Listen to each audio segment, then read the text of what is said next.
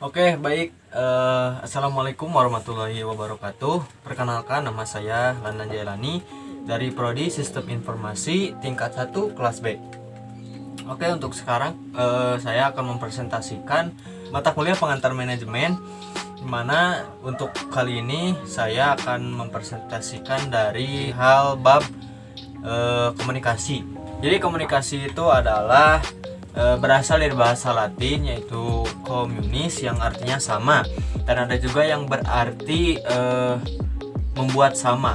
Adalah suatu proses penyampaian informasi, pesan, ide atau gagasan dari pihak satu ke pihak yang lain. Selanjutnya, jadi secara sederhana komunikasi dapat terjadi apabila ada kesamaan antara penyampaian pesan dan orang yang menerima pesan. Oleh sebab itu, komunikasi bergantung pada kemampuan kita untuk dapat memahami satu dengan yang lainnya. Jadi, dalam hal komunikasi, kemampuan kita itu diuji. Dimana kalau kita menyampaikan pesan kepada pihak lain, terus pihak lain tidak mengerti apa pesan yang kita kirimkan, artinya kemampuan komunikasi kita itu masih kurang. Sedangkan apabila komunikasi atau pesan yang kita sampaikan kepada pihak lain tersampaikan dengan baik, artinya kemampuan komunikasi kita itu dikatakan baik atau mungkin cukup baik. Selanjutnya, komponen-komponen komunikasi menurut Laswell. Yang pertama, pengirim atau sender adalah pihak yang mengirimkan pesan kepada pihak lain. Yang selanjutnya, yang kedua adalah pesan atau message. Itu adalah isi atau maksud yang akan disampaikan dari si sender atau dari pengirim. Yang selanjutnya adalah saluran atau channel, adalah media di mana pesan disampaikan kepada komunikan dalam komunikasi antar pribadi atau tatap muka. Saluran dapat berupa udara yang mengalirkan getaran nada atau suara.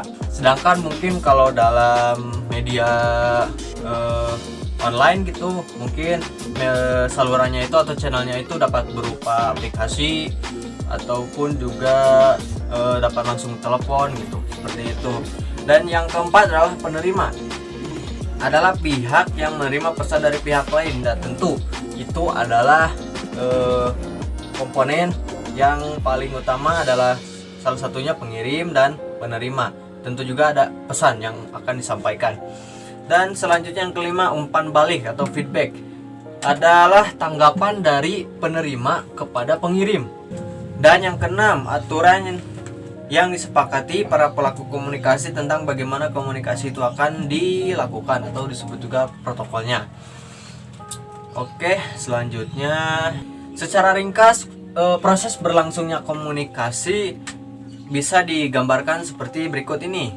Yang pertama, komunikator atau sender yang mempunyai maksud berkomunikasi dengan orang lain mengirimkan satu pesan kepada orang yang dimaksud. Pesan yang disampaikan itu bisa berupa informasi dalam bentuk bahasa ataupun lewat simbol-simbol yang bisa dimengerti kedua belah pihak.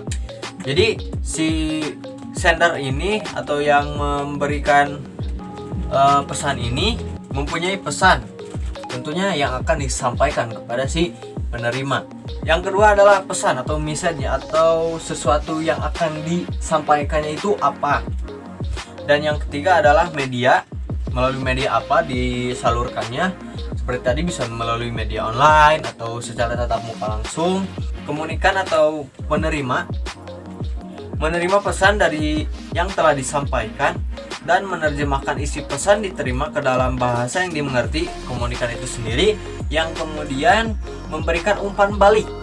Nah, jadi alurnya itu si pengirim pesan memberikan pesan kepada penerima pesan, dan pesannya itu dimengerti dulu, diresapi, mungkinnya dipikirkan maksudnya apa, dan kemudian memberikan feedback. Selanjutnya adalah model-model komunikasi. Yang pertama, ada model komunikasi linear, dikemukakan oleh Shannon dan Weaver pada tahun 1949 dalam bukunya The Mathematical of Communication. Jadi dalam model linear ini berasumsi bahwa seseorang hanyalah pengirim dan penerima. Jadi dalam berkomunikasi itu hanya ada pengirim dan penerima, cukup gitu. Dan konsep penting yang ada dalam model ini adalah gangguan atau noise, yakni setiap rangsangan tambahan dan tidak dikehendaki yang dapat mengganggu kecermatan pesan yang disampaikan. Nah, jadi konsep penting dari model linear ini adalah ketika kita melakukan sebuah komunikasi selalu ada gangguan atau noise. Tuh. Yang selanjutnya, jadi yang model kedua adalah model interrasional, dikembangkan oleh Sharp pada tahun 1954. Komunikasi model ini berlangsung dua arah, dari pengirim kepada penerima dan dari penerima kepada pengirim. Jadi selalu ada feedback dari setiap komunikasi yang terjadi. Yang ketiga adalah model transaksional, dikembangkan oleh Bartland pada tahun 1970. Komunikasi bersifat transaksional adalah proses kooperatif, pengirim dan penerima sama-sama bertanggung jawab terhadap dampak dan ekspektasi komunikasi yang terjadi. Jadi dengan kata lain, peserta komunikasi melalui proses negosiasi makna. Jadi yang selanjutnya, faktor-faktor yang mempengaruhi komunikasi. Yang pertama, latar belakang budaya. Nah, jadi di latar belakang budaya ini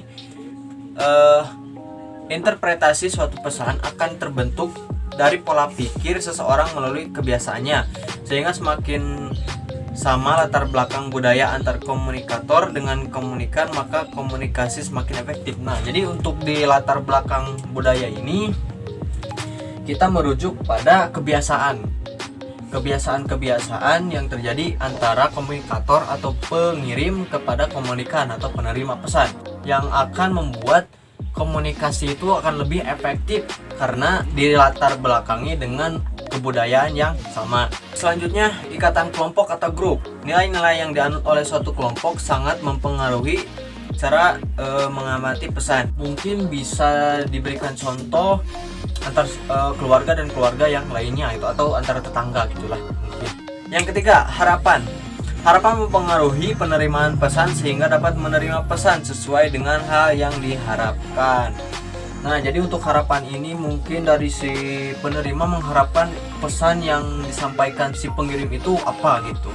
Dan kalau harapannya itu tercapai, artinya komunikasi itu akan berjalan dengan efektif, dengan baik. Yang keempat, pendidikan. Jadi semakin tinggi pendidikan yang ditempuh oleh para komunikator dan komunikan ini, akan semakin kompleks sudut pandang dalam menyikapi isi pesan yang disampaikan. Nah, kalau ini tentu semakin tinggi pendidikan yang ia tempuh, akan semakin kompleks dalam melakukan komunikasi seperti itu. Dan dalam menyikapi pesannya itu tidak akan senonoh, artinya akan dipikirkan terlebih dahulu apakah maksud dari ini, mungkin maksudnya A, B, C atau D, mungkin apa gitu. Jadi pendidikan yang keempat. Dan yang kelima, situasi. Perilaku manusia ini dipengaruhi oleh lingkungan atau situasi. Ini berarti dalam melakukan komunikasi ini terpengaruhi oleh situasi atau lingkungan yang sedang terjadi di sana. Jadi obrolan yang akan terus dikembangkan adalah obrolan yang ada di situasi yang ada pada saat itu. Itulah presentasi yang saya sampaikan. Mudah-mudahan ada manfaatnya. Mohon maaf apabila banyak kesalahan. Sekian dari saya. Billahi fisabilil haq. Wassalamualaikum warahmatullahi wabarakatuh.